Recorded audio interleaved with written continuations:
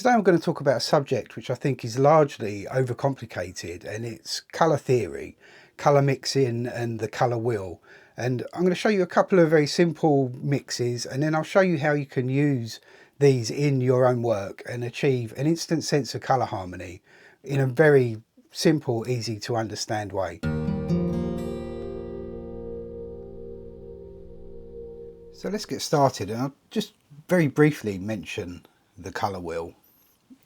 And it's really quite straightforward, but it does confuse quite a few people, and I'm going to try and break it down. So you've got your primaries there, which is yellow, blue and red, and then opposite that on the colour wheel is going to be the complementary colour, and that's going to be a secondary colour. So opposite red, green, opposite blue you've got an orange, opposite yellow is a violet or a purple, and then all the way around you've got everything in between, and they're your tertiary colours, and they will be complementary of each other as well. So they're red and an orange, opposite that blue green, opposite yellow green, red violet, and so on. But that kind of overcomplicates the whole thing. Now I've got this handy little printout that you can download for yourself. I'll make that available over on Patreon. That'll be free for members over there. If you're not a member over there, then go and have a look, and it'll be available to buy just for a couple of quid. So I'm going to do a very simple colour mixing exercise first of all, and then I'll paint a whole scene and I'll put some of these things into practice. So let's start by mixing the primaries. So if I pick up some red, now most of you probably already know this, but I'll run through it for those that don't, and then grab some yellow, mix that together, and that instantly makes quite a bright orange. I've got cadmium yellow here, it's a lemon yellow. Cadmium red, sorry, lemon yellow and ultramarine blue. So red and yellow makes a nice orange. Let's pick up a little bit more of that lemon yellow. Very bright. And if I drop a little bit of blue into that,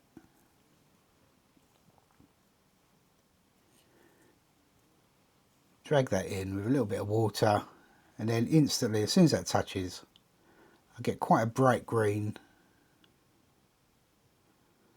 Drop a little bit more neat yellow into there, and you see how bright you can get that. And this is really the fundamentals of colour mixing. You can mix everything out of these primaries if you wanted to. So let's do blue and red. And this is very basic stuff, but if you don't know it, then it's always worth practicing. So drag some of that red into that blue, and I've got a violet, and I can drag that through, and that can actually get quite dark with those two. So that's the primaries mixed together. And so if I do basically the same thing, but if I lay them out as a spectrum, I can get the primaries, the secondaries and the tertiaries all in a line. Pretty much every colour in between.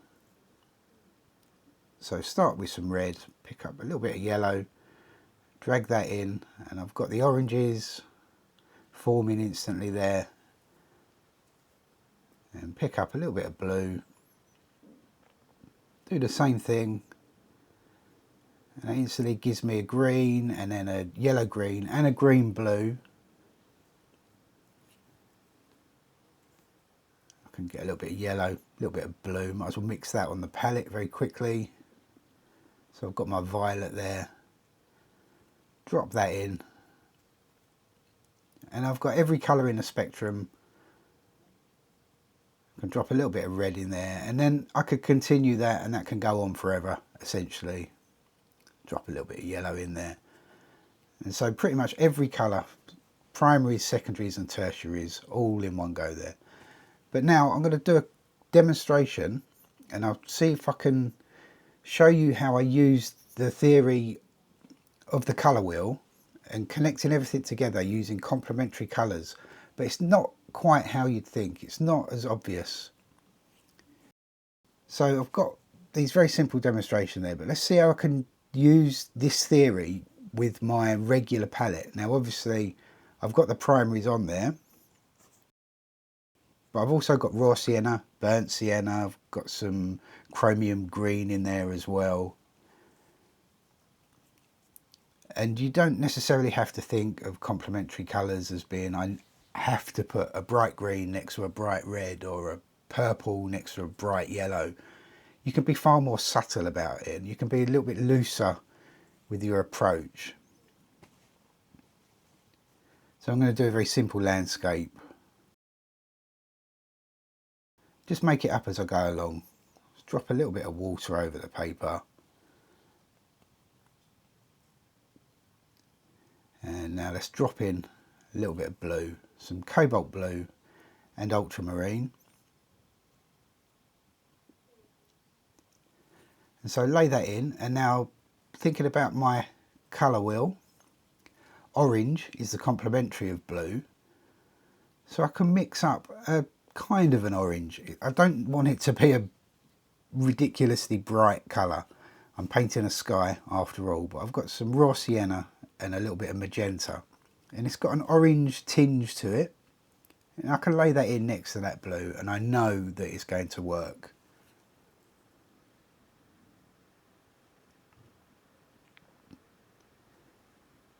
So lay it all in quite wet. I can allow it to mix together. A bit more magenta and some blue. And I've mixed up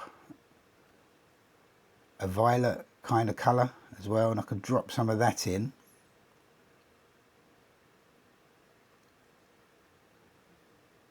And now I know, again, from my colour wheel, that the violet kind of tones and purples are going to mix very nicely with the yellow. So let's lay a little bit of cadmium yellow underneath, mixed in with some of that raw sienna.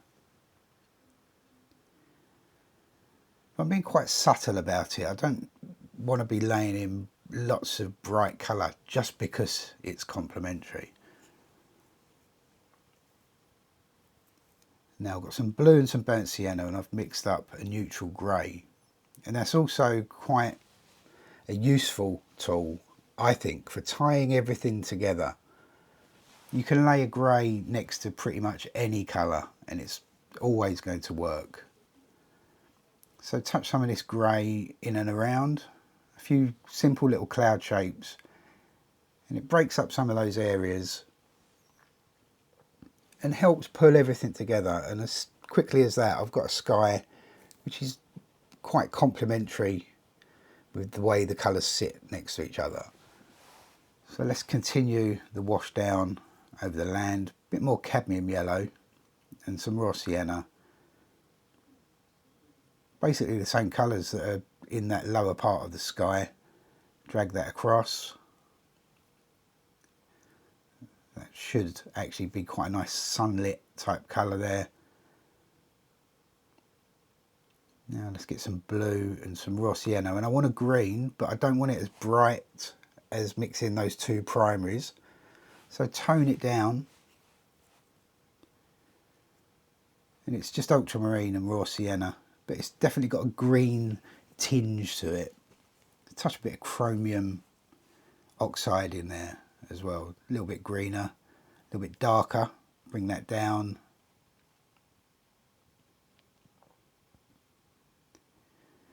And now I've got red, which is complementary with green, but I'm going to use a burnt sienna. It's not strictly speaking red, but it's definitely got an orangey red glow about it, and that works very well with pretty much any green. Let's just soften that edge there.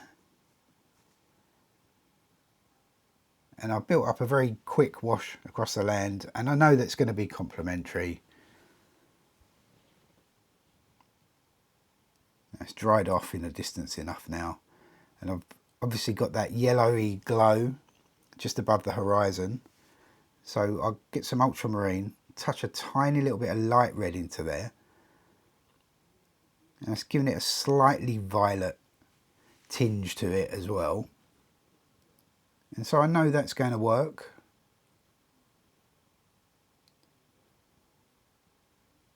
Drop that in underneath that yellow.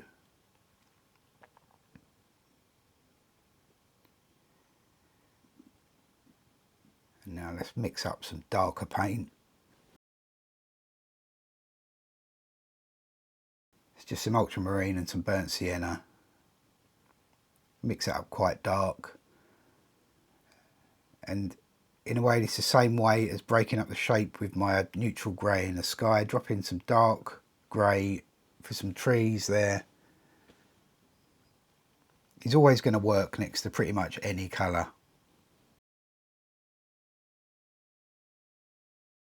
So I lay that in very simply.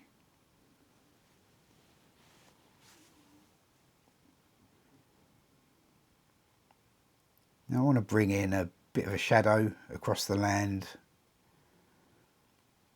and I'm just going to lay that in with some of the dark, but I'll make it a little bit redder with some burnt sienna. So it's just going to be a warm, dark shadow colour. Maybe suggest some things going across the field there. Connect that all together. Now I'm keeping this demonstration very simple, obviously, but the theory is the same, no matter the subject. Let's grab a smaller brush. Let's drop a couple of birds in the sky as well, complete the scene.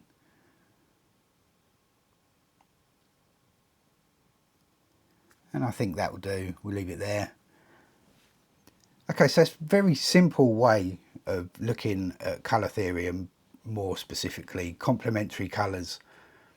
So using your colour wheel, looking at the opposite of your primaries, so the opposite of a red is going to be a green, and that's always going to work together, and then yellow and violet, blue and orange, and then so on with your tertiary colours as well. But do have a little look at the printouts that I'm going to put on Patreon. Grab yourself a copy of that, and then you can look at that in your own time.